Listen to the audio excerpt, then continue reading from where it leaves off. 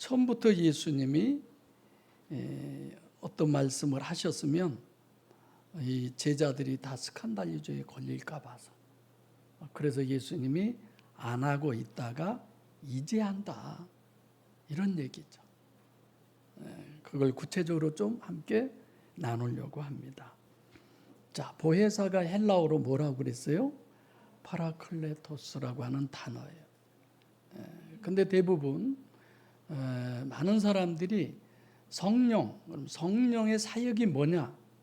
위로받을 사람에게 위로가 돼주고, 힘이 필요한 사람에게 힘이 돼주고, 마귀와 싸워서 이길 때의 능력이 돼주고, 도나미스, 파워, 뭐 이런 식으로 생각을 해요. 아무렇지도 않잖아요. 여기다가 귀고리를 찬다든지 뭐 목걸이를 한다든지 뭐 이런 모든 것들은 액세서리잖아요. 우리가 신앙생활 하는데 성령을 액세서리로 많이 생각을 해요. 전혀 그렇지 않습니다. 이 파라클레토스, 그 성령이 내 안에 들어와 계시지 않으면 하나님 보기에 우리를 뭘로 봐요? 시체로 봐요. 흙으로 봐요. 그냥 살덩어리로 봐요. 이렇게 중요한 성령을 뭐 능력의 어느 한 부분, 신앙생활 하는데 액세서리 하나, 많은 사람들이 이렇게 잘못 생각하고 있어요. 성령 안 받아도 괜찮아. 그거 받으면 좀 신앙생활 하는데 힘이 돼, 능력이 돼, 뭐 이런 식으로 생각을 하죠. 아니요. 성령 받지 않으면 지옥 갑니다. 그래서 어떤 교단은 신학교에 들어올 때 방언하냐 안 하냐, 이걸 점검을 해요. 방언해봐라, 이렇게 하잖아요. 방언하면 뭘로 인정을 해요? 성령 받은 사람으로 인정을 해요. 근데 성경에 표적 방언이 있죠, 귀신이 주는 방언도 있죠. 저는 진짜 귀신 들려서 방언하는 사람들 많이 봤어요. 경험도 해봤고. 그렇게 귀한 파라클레토스, 보혜사 성령을 너무 하찮게 생각하는, 성경의 전체에, 특히 신약 성경에 이 단어는 5번밖에 안 나와요. 복음서에서 4번, 그리고 요한일서에서 1번. 오늘 본문이 복음서에서 그 4번 중에 마지막 나오는 거죠. 정말 중요한 부분이죠.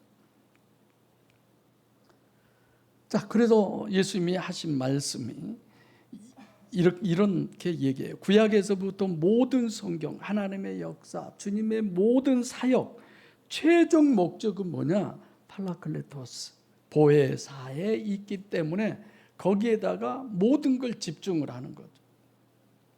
우리 지금 파리 올림픽에서 제일 우리 눈에 많이 띄고 와 소리를 많이 나게 하는 게 누구예요? 이게 활 쏘는 군사들. 텐 우리가 그러잖아요. 그 텐이 되게 하기 위한 마지막 관점이 보혜사 성령이에요. 그 이전에 모든 것들은 다 그 활을 그 자리에 가서 쏘기, 텐이 되기 전까지의 모든 과정입니다. 그런데 그 과정을 중요시 여기고 진짜 핵심은 별거 아닌 걸로 생각을 하는 거예요. 정말 문제죠. 성령의 역사예요? 마귀의 역사예요? 마귀의 역사예요. 천국 못 가게 하는. 우리 너무 잘 알고 있잖아요. 하나님의 제1의 소원은 디모데전서 2장 4절 말씀처럼 모든 사람이 구원받는 것입니다. 그럼 어떻게 하면 구원받느냐? 침례 요한이 침례를 주면서 나는 물론 너에게 침례를 주거니와 내 뒤에 오신 이는 뭘로요? 성령으로 침례를 준다고 그랬어요. 성령 침례 구원론을 요한복음 14장 16절로 17절, 지난주 오후에 이 권사님 설교하셨잖아요. 내가 아버지께 구하겠으니 그가 또 다른 보혜사를 너희에게 주사 영원히 너희와 함께 계시겠고 너희 속에 계시겠습니다. 이렇게 얘기하잖아요. 내가 성령 받았다라고 하는 말은 하나님이 내 속에, 여러분 속에 있다는 것입니다. 그래서 여러분들도 저도 하나님을, 성령을 내가 받았다면 우리가 누구예요? 하나님의 성전이 되는 거예요. 하나님의 거처가 되는 거예요. 이 정도로 달라요. 두 번째로는 하나님의 두 번째 소원은 뭐예요? 이렇게 구원받아서 하나님의 자녀가 됐으면 그 다음에는 뭐예요? 성숙해야 되는 거예요. 에베소서 4장 13절처럼 어디까지 성숙해야 되느냐? 예수 그리스도의 분량에 이르기까지. 다 기준을 이렇게 얘기해 주시잖아요. 그래서 두 번째 소원의 성취도 요한복음 14장 26절에 누가 오셔야? 보혜사 성령이 와야. 성숙은 뭐예요? 분별이잖아. 우리 서준이가 여기 와서 누가 분별력이 더 나았습니까? 그만큼 어린아이잖아. 성숙하지 못한 거잖아. 성숙한 만큼 하나님과 화목할 수 있는 거죠. 채널이 서로 맞게 되는 거죠. 그래서 첫 번째 구원이나 두 번째 성숙이나 그 원래의 핵심은 뭐라고요? 보혜사예요. 파라크레토스, 성령이죠. 세 번째로는 하나님의 모든 사람이 구원을 받기를 원하기 때문에 모든 민족에게 뭐가 전해야 돼요? 복음이 전해지는 거예요. 왜 사역자가 돼야 돼요? 왜 내가 목사가 돼야 돼요? 이 세상에 수없이 많은 직업이 있는데 그 직업 중에 하나가 목사입니까? 여러분들이 또 우리 교회에서 저에게 사례비도 주고 이런 모든 것들을 제공해 주는 것의 근본 원인은 뭐예요? 본질은 뭐예요? 하나님의 말씀을 전해서 하나님의 원하심이 구원과 성숙이 이루어지게 하는데 내가 쓰임받게 하기 위해서 그 모든 것들을 제공해 주시잖아요. 그렇지 않아요? 그럼 어떻게 하면 이 천국 참 복음이 모든 민족에게 전해지느냐? 사도행전 1장 8절 오직 성령이 너희에게 임하시며 구원도 성숙도 복음이 전해지는 것도 모든 것의 근본 원인이 뭐예요? 성령이에요. 그 성령을 번역하면 뭐라고요? 파라크레토스. 여러분과 제 심령 안에 들어와 계신 그 하나님, 그 성령님이 파라크레토스라는 것입니다.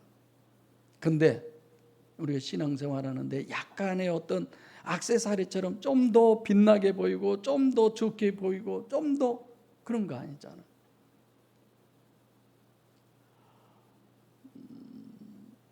몇 분들이 제가 한복 입는 거 이거 입는 거 싫어라게요. 아유 목사는 힘도 없이 보이고 머리도 희끗희끗해가지고 안 그래도 힘 없는데 거기다가 흰 옷까지 입으니까 우리 집에서부터 반대예요. 그걸 왜 또 입으려고 하냐. 원래 내가 한복을 좋아해서 그래서 저 입어요. 그래서 거의 한 22년 정도 전에 그 한복 한 벌 맞춰주신 분이 계셔서 지금도 그거 하나 입고 있잖아. 1년에 딱 2번. 추석에 한 번, 설에 한 번. 작년에 이거 하루 한 번 입고 못 입었어요. 좋아서 내가 입고 두 번째로는 시원해서 입어요. 이해해 주세요. 원래 뭐 별로 힘없이 보이는 사람 원래 힘이 없어요. 제가 힘이 없이 보이는 게 아니라 자, 이 모든 것들의 성령이 역사해야 되고 그리고 오늘 네 번째 마지막 보혜사 신학을 우리에게 말씀해 주고 있습니다. 그래서 방금 처음에 언급했지만 처음부터 이게 주님의 공생의 사역 즉 복음서죠. 네 번째 지금 파라클레토스 복음의 결론을 얘기하는데 파라클레토스의 결론이면서 복음서의 결론이면서 동시에 지난주에 이게 뭐라고 그랬죠? 사도행전의 서론이다. 다시 말하면 우리가 성경 전체에서 당시 예수님 때는 구약이었죠. 그리고 이제 신약이 써지기 전에 예수님의 공생애였죠. 이 모든 것들이 뭘 얘기하느냐? 보혜사를 얘기하고 있습니다. 그리고 그 보혜사 성령이 우리 안에 임하여서 그것이 우리 삶 속에 적용이 되어서 나타나는 게 뭐예요? 서신서가 되는 거죠. 근데 오늘 이 파라클레토스의 결론을 얘기하시면서 이 정립을 어떻게 하느냐? 오늘 제목이 마음에 근심이 가득하도다. 근심을 얘기함으로써 이걸 얘기해 주고 있어요, 우리에게. 그러니까 부정적인 부분, 예를 들어서 하나님은 빛을 강조하려면 뭘 얘기해요? 뭘 얘기해요? 어둠을 얘기해요. 이런 부분은 여러 번 제가 말씀드렸어요. 이게 근심론, 이 근심이 이제 더해지면 뭐가 돼요? 고착이 돼요. 고착이 더해지면 뭐가 돼요? 스칸달리조가 돼요. 스칸달리조가 되면 뭐예요? 그건 완전막이죠. 그래서 영성 세미나 때 이 부분을 꽤 길게 다루잖아요. 그래서 이번 수련회 때도 스칸달리조를 약간 언급했어요. 제가 이번에 가서 스칸달리조에 대한 부분을 얼마만큼 정립하고들 계실까? 그리고 스칸달리조에 대한 부분을 여러분들이 서로 얘기를 해서 나누게 하고, 한 가지는 하나님의 말씀을 잘 정립해야 되겠구나, 이걸 여러분들이 갖게 하기 위해서 그 시간을 제가 간단하게 그렇게 갖는 겁니다. 특별히 이것이다 저것이다 하나하나 짚어서 그것이 목적이 아니라. 그러면 우리가 성경을 보면 이 마태복음 26장 31절로 33절에 예수님이 그렇게 얘기하죠. 너희가 다 나를 버릴 것이다. 이 버린다라고 하는 것이 실질적으로 봐보면 스칸달리조예요. 완전히 예수님과 원수가 된다는 얘기죠. 마가복음 14장 26절로 29절 이 두 군데만 이 버린다라는 내용이 기록되어 있습니다. 그런데 어떻게 돼요? 베드로를 생각해 보세요. 부인하고 저주하고 맹세까지 완전히 버리게 하는 거죠. 그래서 스칸달리조를 말씀하실 때 베드로를 대면해서 말씀하시지만 너희가 다 나를 버리리라. 분명히 예수님이 그렇게 얘기했잖아요. 근데 실제 우리가 보면 버린 사람 누구였어요? 베드로 한 사람이었어요. 근데 예수님 말씀대로 보면 다 버린 거죠. 다 뿔뿔이 흩어져 도망갔죠. 주님의 공생애 동안에 주님을 모시고 다녔던 모든 제자들이 다 스칸달리조 할 거다. 예수님이 그렇게 말씀하셨는데 결국은 다 그렇게 됐잖아요. 우리가 생각해 봅시다. 예수님이 공생애 때 복음을 전하고 다니실 때 제자들이 주님을 따라다니면서 주님을 메시아로 믿었어요? 안 믿었어요? 믿었어요. 어떤 메시아로 믿었어요? 단일체인 불사조인 메시아로 믿었어요. 결코 죽지 않는 정치적인 메시아. 그 메시아가 기회여야 아니에요? 아니에요. 그들의 마음 속에서 완전히 지워버리게 하는 거예요. 완전히 단절되게 하는 거예요. 스칸달리조예요. 주님의 십자가는 베드로만 베드로가 결국은 골고다에 올라가면서 지면 돼요, 안 돼요? 져야만 됩니다. 장사도 지내야만 됩니다. 그런데 베드로가 지면 돼요, 안 돼요? 안 돼요. 장사 지내면 돼요, 안 돼요? 안 돼요. 왜? 그가 하나님이 아니니까. 그와 예수님은 뭐 하게 만들었어요? 스칸달리조하게 만든 거예요. 완전히 이별하게 만든 거예요. 완전히 헤어지게 만드는 거예요. 충분히 이해가죠? 여기까지 오기에 여러분들과 저는 수많은 부분을 고민했고 성경을 우리가 보아왔고 이 세서까지 오기에 엄청나게 많은 노력이 필요했습니다. 당연히 구레네 시몬이 졌어야 했었고 당연히 아리마대 요셉이 장사를 지냈어야 했어요. 주님을 단일체인 신인 메시아로 믿고 주님이 흘린 보혈의 피로 구원받는다. 절대로 성경에서는 성립할 수 없는, 그렇게 말할 수 없도록 예수님은 해놓으셨는데 수많은 사람들이 육신 그 자체가 하나님으로 알고 그를 믿고 그를 따르고, 그건 너무 잘못된 거잖아요. 왜 그렇게 됐느냐? 예수님이 왜 스칸달리조를 필연적으로 했느냐를 생각을 안 해봐서 그렇죠. 더 나아가서 여러분들과 저는요, 보이는 것이 아니면 못 믿어요. 이 치명적 약점을 우리가 가지고 있어요. 예를 들어 그러잖아요. 여기에 앉을 자리가 없어서 막 뒤에 서서 예배드리면 처음 이 교회 딱 들어오면 와, 이 교회 굉장히 은혜가 풍성한 교회구나 이러겠죠? 옥수수 이빨 빠진 것보다 더 많이 빠져 있으면 아이고 오늘 또 어쩌다 이 교회 왔는데 틀렸네 이거. 왜요? 우리의 시각이 그래요. 그러잖아요. 그러니까 단일체인 신인 메시아가 흘린 그 보혈의 피로 죄사함 받아서 우리가 구원받는다? 절대로 그럴 리 없습니다. 그건 성경을 잘못 보는 거예요. 성경은 그렇게 써진 한 구절도 없어요. 왜 그러냐? 그분이 하나님이 아니니까. 그분이 진짜 메시아가 아니니까. 그 속에 계신 그 하나님이어야지. 근데 그 보이는 것에 예수님의 제자들이 고착이 되어 있는 거예요. 그 고착을 푸는 거예요. 사람들은 다 하나님을 믿는 줄 알고 홍해를 건너와서 북치고 장구치면서 하나님을 찬송했습니다. 그러나 눈에 보이는 모세가 없으니까, 그것도 40일 동안 보이지 않으니까 그들이 뭘 만들었어요? 금송아지를 만들게 된 거예요. 뭔가가 눈에 보여야 돼. 그래야 믿어. 말도 안 되죠. 내가 수련회 가면서 우리 신집사님은 처음부터 침례받기로 하셨으니까 이제 주집사님은 혹시나 하고 제가 그랬던 거고, 그래서 옷을 준비해 가려고 그랬어요. 그래도 문답식 하면 목사답게 좀 더더 양복도 입고 넥타이도 매고 좀 그렇게 해야 되는데 그런 모습을 몇 번 고민하다가 안 했어요. 처음부터 나의 겉모습만 보게 하지 말자. 이런 외모 치장을 하지 말자. 진짜 중심을 보게 하자.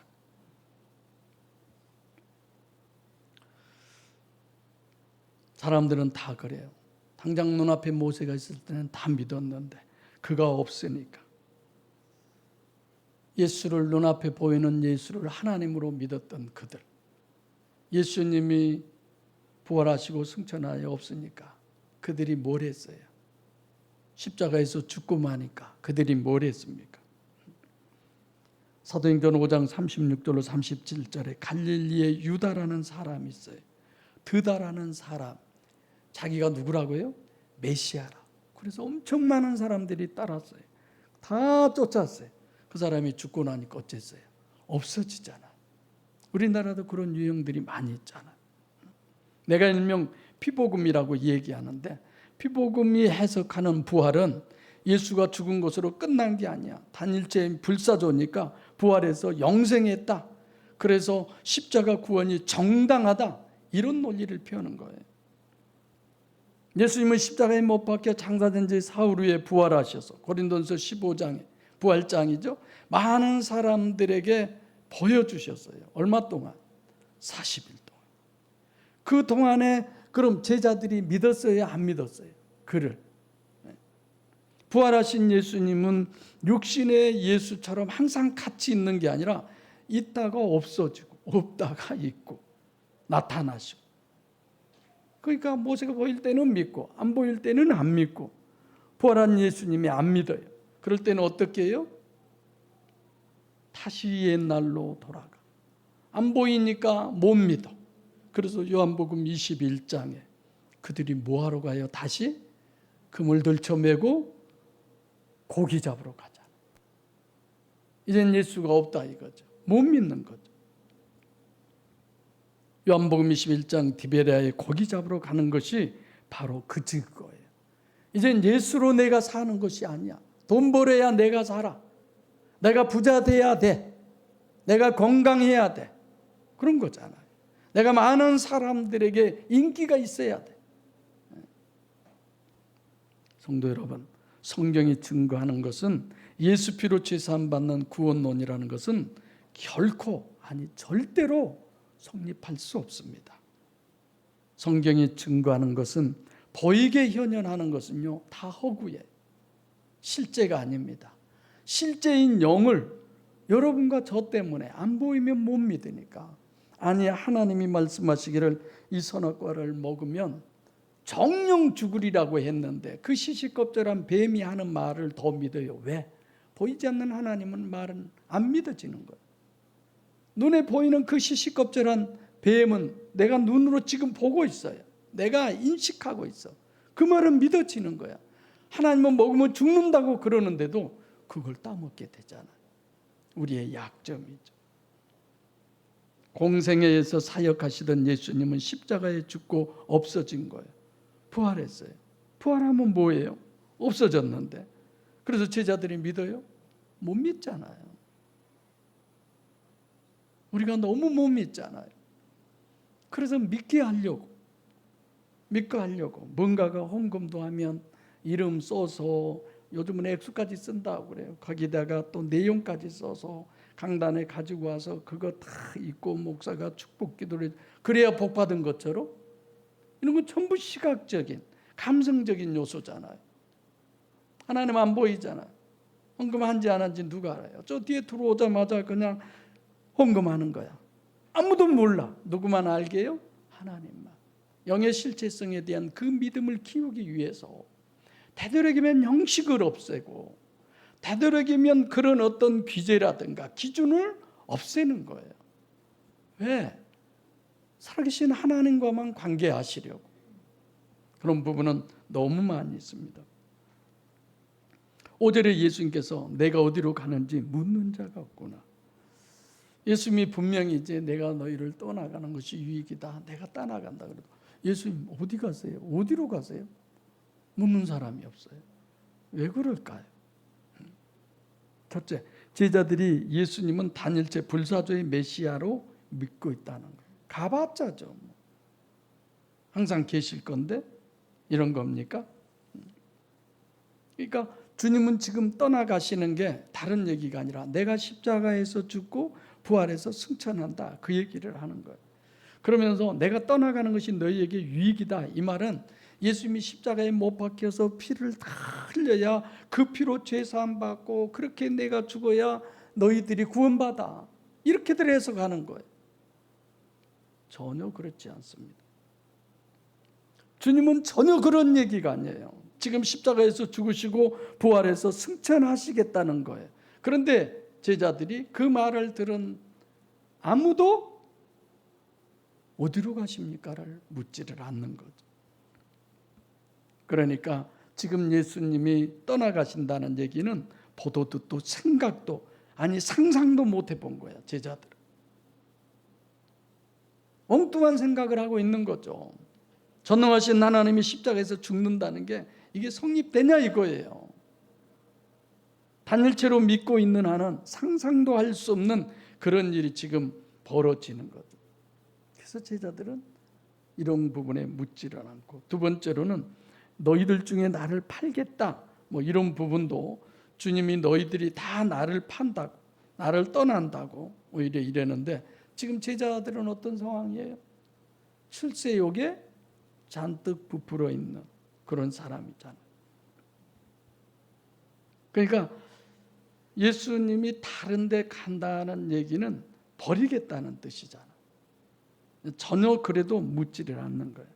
왜요? 예수님에게 관심이 없는 거예요.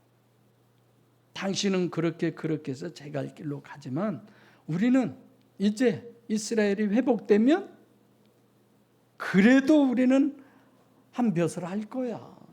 이런 거죠. 오늘날 많은 교인들이 그래요. 하나님이 어떠느냐는 관심 없어요. 내가 이렇게 하나님에게 해서 하나님에게로 말미암아 받는 것 그걸 내가 누리면서 살겠다는 거예요.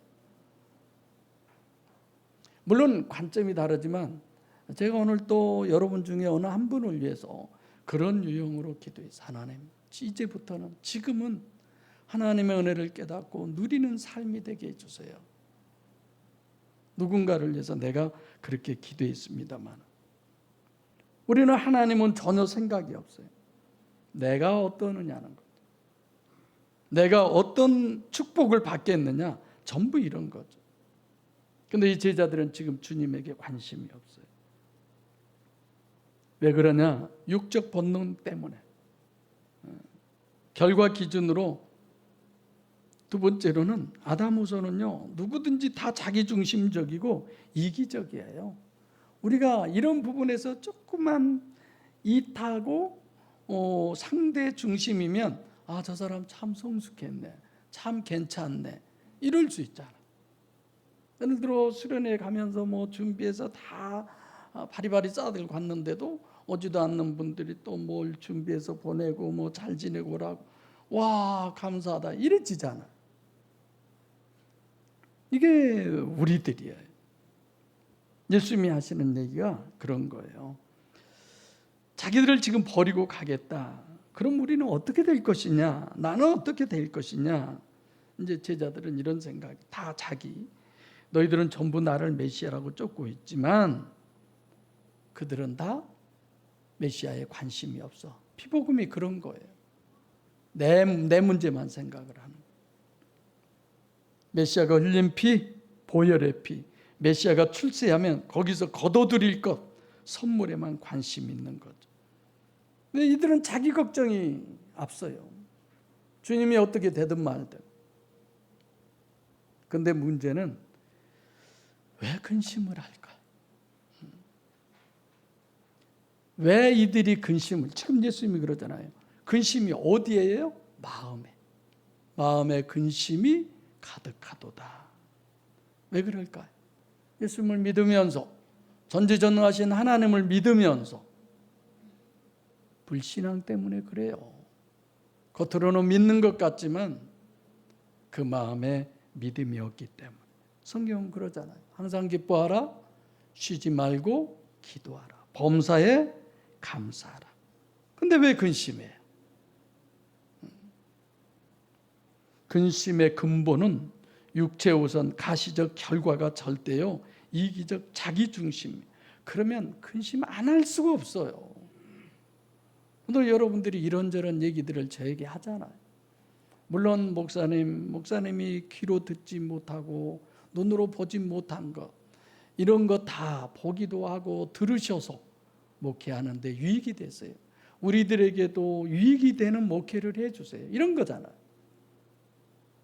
물론 때로는 왜 흉봐, 왜 그래 이러기도 하지만 그런 고마운 마음을 내가 갖고 있죠. 그럼 나는 근심거리가 없고 나는 걱정거리가 없는 줄 아세요? 많아요, 저도. 그러나 실제 이렇게 딱히 내가 근심하고 걱정한 게 뭐 있냐, 백지장 하나 들고 이렇게 쓰려고 하면요, 뭘 딱 쓰려고 생각했는데 근심 걱정할 거 아닌데 하나도 저 못 써봤어요. 하나도 못 써봤어요. 쓸 게 없더라고요. 물론 그런다고 그래서 내가 그 부분에 자유의 날개를 펴고 창공을 나는 그런 나는 아니지만, 디모데후서 1장 7절에 하나님이 우리에게 주시는 것은 능력과 사랑과 근신하는 마음, 두려운 마음이 아니고 근신하는 마음이 아니다. 그건 누가 주는 거예요? 마귀가 주는 거죠. 그래서 근심은 필연적으로 고착이 되고요, 고착은 결국은 마귀가 주어서 스칸달리저로 결국은 가게 되는 거죠. 근심을 하여서 무엇하나. 일반인들도 그런 노래가 있잖아요. 그래서 그냥 수련회 때 혼자 불렀어요. 그냥 이렇게 부르려고 그랬어요.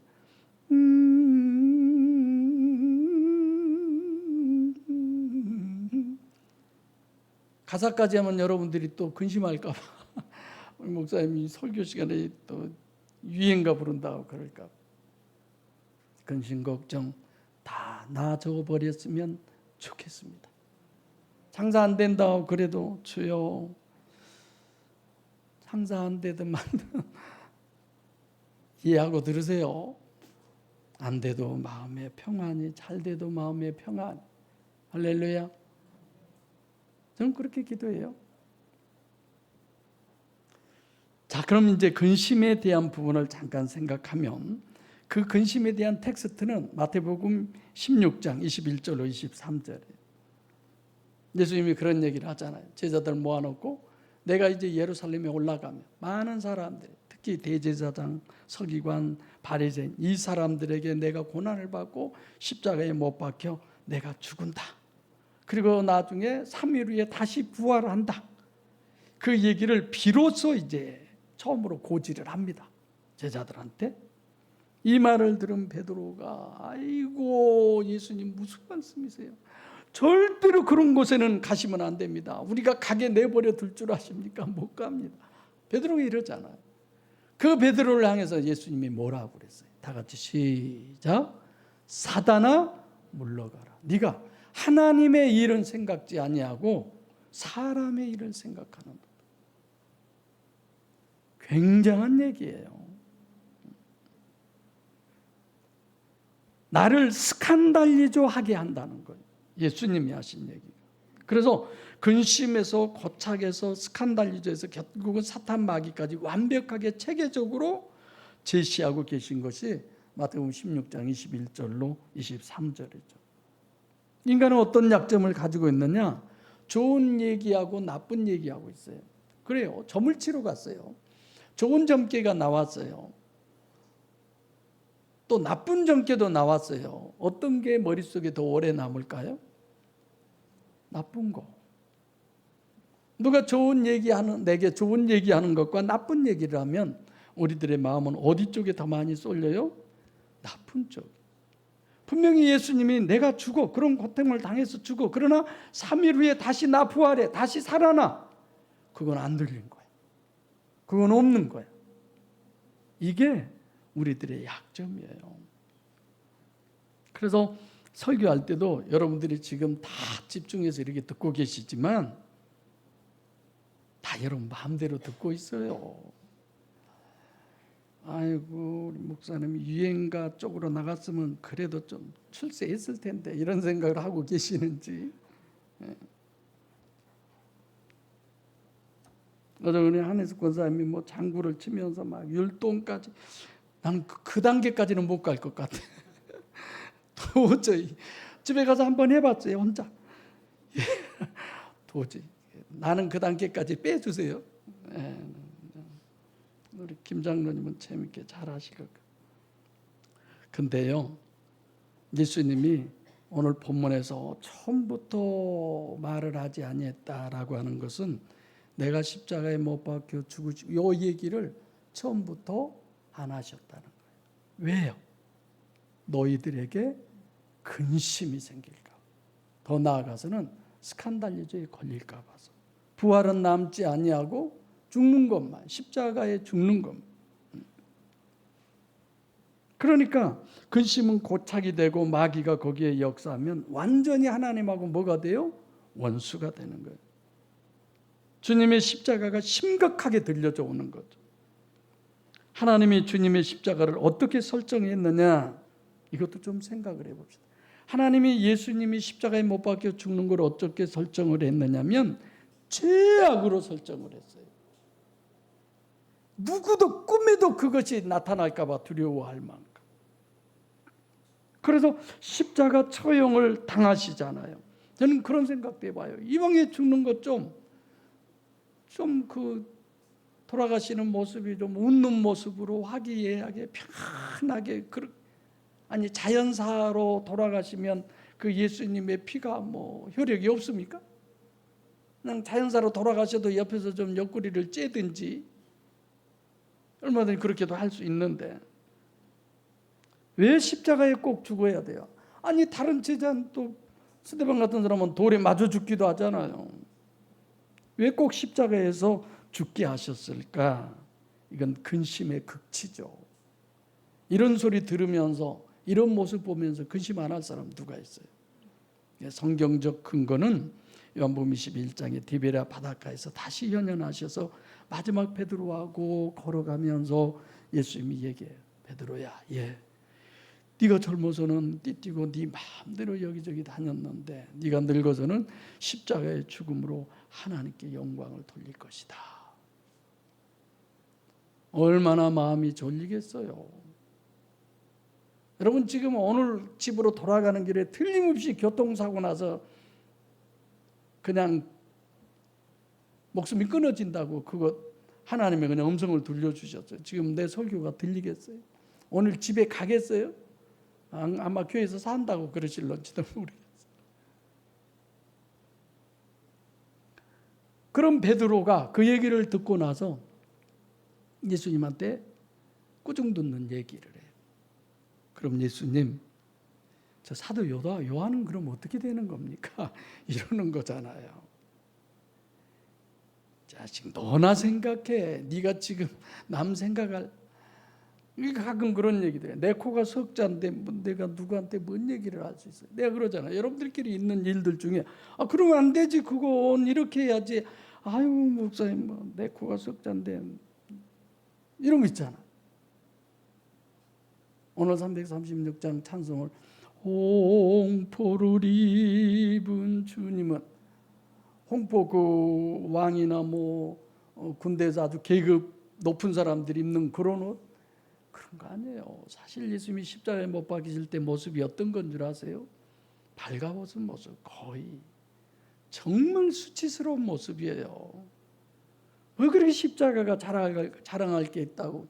십자가 무한 영광이, 어떻게 십자가가 무한 영광이냐고. 좀 생각들 좀 하면서 해야지.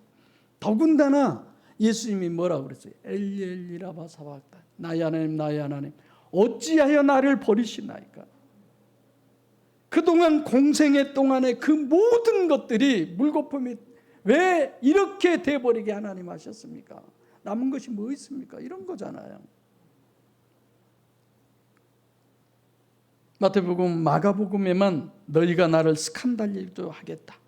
26장 31절로 33절, 마가복음 14장 26절로 29절에 이 두 군데서만 얘기해요. 주님은 단일체인 신인 메시아, 보이는 신인 메시아, 그것을 믿는 사람, 그것을 심령에서 완전히 지워버리는, 그래서 엘리 라마 사박다니를 외치시는 거예요. 그리고 베드로에게 사단아 내 뒤로 물러가라고 하는 거죠. 이렇게 완전히 지워버릴, 왜 주님은 육신을 입고 오시고 왜 그런 공생애를 하셨을까? 보이도록 하신 거. 여러분들과 저의 약점 때문에 그럴 수밖에 없는 거죠. 그래서 5절에 주님께서 내가 아버지께로 간다는 게 아니에요. 누구에게로 가요? 보내신 이에게. 그러죠? 그리고 7절에 또 나를 보내사, 여기도 마찬가지예요. 결국은 주님이 보내신 분이 누구예요? 보혜사. 성육신하신 신인 메시아는 보이지 않는 파라크레토스, 그걸 실제로 믿게 하기 위해서. 그렇지 않고는 아무도 믿을 수가 없으니까. 또 그분은 우리 안에 마음대로 들어오실 수 있어요. 우리가 영접해야 들어와요? 우리가 영접해야만 들어와요. 침입이 불가능해요.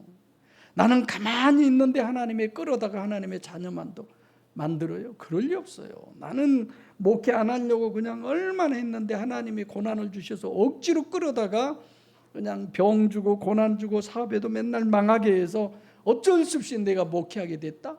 성령의 역사예요? 마귀 역사예요? 마귀 역사예요. 하나님은 그런 하나님 아니에요.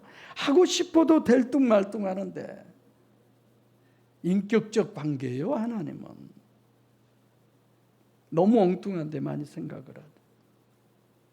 자, 왜 근심할 얘기를 계속 예수님이 이제 반복을 하느냐? 우리가 돌발 상황을 당하면 크게 당황하죠.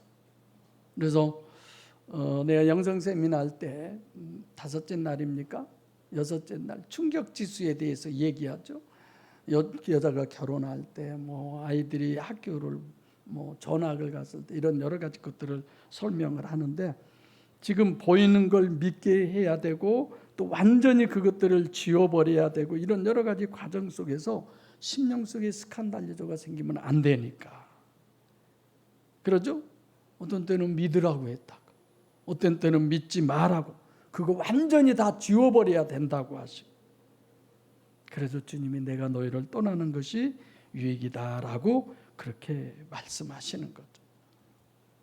자, 지금 주님이 얘기하시는 것은 그런 거예요. 내가 십자가에서 겉사람은 죽고 그리고 3일에 부활해서 40일 동안에 내가 부활한 것을 너희들에게 다 보여주고 있겠고 그리고 승천하시겠다는 것입니다. 이것이 너희에게 유익이다라는 거예요. 그런데 문제는 왜 주님이 떠나가시지 않으면 보혜사가 오지 못할까? 왜 그럴까? 왜 반드시 주님이 떠나가셔야만 보혜사가 오실 수 있느냐 이거. 주님이 승천하지 않으면 보혜사가 와도 온 게 아니에요. 왜요? 우리는 늘 육체 우선이고 가시적 결과 기준이기 때문에 보이는 게 늘 절대니까 보혜사여도 보혜사일 수가 없는 거예요. 예수님이 하나님임에도 불구하고 하나님이 아니라고 그를 죽여버렸잖아요. 그런 결과죠. 그래서 보이는 주님과 보이지 않는 보혜사는 양립할 수가 없는 거예요. 같이 할 수가 없는 거예요. 우리들의 불가항력적 속성 때문에. 그래서 엘로힘 하나님이 직접 여호와 하나님으로 이 땅에 강림하셔서 직접 인간과 함께 하시고 직접 인간을 구원하시는 그 성육신하신 신인 메시아에 의한 구원이 뭐예요? 요한복음 3장 16절. 하나님이 세상을 이처럼 사랑하사 독생자를 주셨어요. 이는 저를 믿는 자마다 멸망치 않고 영생을 얻게 하려 함이라. 그렇죠. 그래서 부활하신 예수님이 사도행전 1장 1절부터 8절에 다시 마가의 다락방에 제자들을 모시죠. 그리고 설명을 합니다. 침례 요한이 와서 메시아 구원을 어떻게 구원한다고 그랬느냐? 성령 침례라고 그러지 않았느냐? 그래서 사도행전 1장 8절을 말씀하시고 500여 성도들이 예수님이 승천하신 것을 다 보고 그리고 그 많은 사람들이 기도했는데 결국 사도행전 2장 1절로 4절에 성령의 임재하심을 맞는 그들의 인원이 몇 명이에요? 120명 정도. 그동안 다 떠나갔죠. 다 흩어졌죠.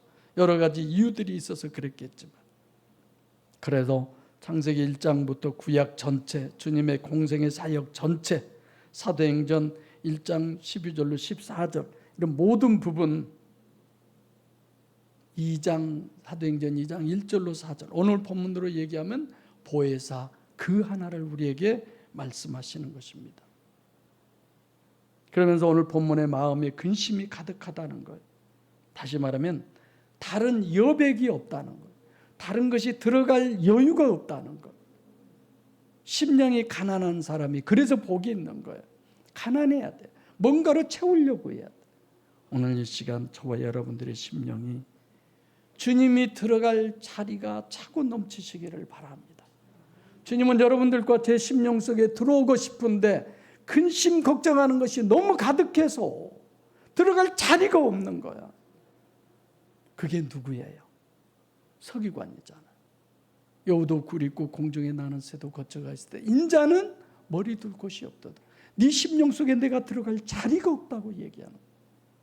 오늘날 우리의 마음속에 근심으로 꽉 차 있는 주님이 들어오실 수 없는 육체 우선적 결과 기준인 부분들이 우리에게 너무 많이 있어요. 주님이 오셔서 채워질 그 자리가 내게 있게 해주세요. 주님이 오셔야 되는데 다른 것들이 와가지고 가득히 채워져서 주님을 내가 모실 그 자리가 너무 부족한 것 같습니다. 주님을 모실 빈 자리가 내 심령에 없는 것 같습니다. 주님 이런 나를 긍휼히 여겨주세요. 불쌍히 여겨주세요. 내 모습 이대로 주님 앞에 지금 섭니다. 이런 거여야 되는 거죠. 말씀을 마치겠습니다. 사랑하는 성도 여러분, 보혜사가 너희에게 오시면 내가 너희에게 샬롬 평안을 준다고 했습니다. 이는 세상이 주는 평안과 같지 않다고 했습니다. 사랑하는 성도 여러분, 내 텅 빈 심령 속에 보혜사 성령으로 충만한 대로 영접하셔서 세상이 감당할 수 없는 그 한 사람, 주님이 가장 기뻐하시는 목양의 식구들이 다 되시기를 간절히 소원합니다. 기도하겠습니다.